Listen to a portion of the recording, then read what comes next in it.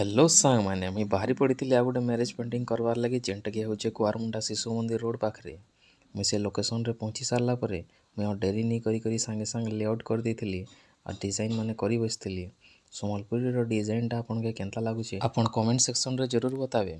ये डिजाइन करू करू मोर गोटे पुराना कलिग मोर संगे भेटी काजे पलि आसले जी कि होचन मिस्टर प्रमोद नायक।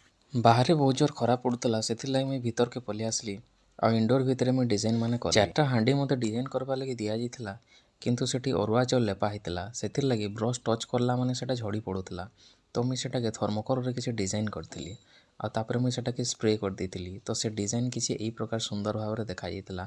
थर्मोकोल रो वेस्ट मटेरियल के कटिंग करी मुझे एंता किसी डिजाइन करथिली और फाइनाली मुझे इंडोर रे डिजाइन करथिबा ए गणेश जगन्नाथ रो कॉम्बिनेशन रो ड्राइंगटा करी सारी छे और आपण मन के डिजाइनटा केनता लागला।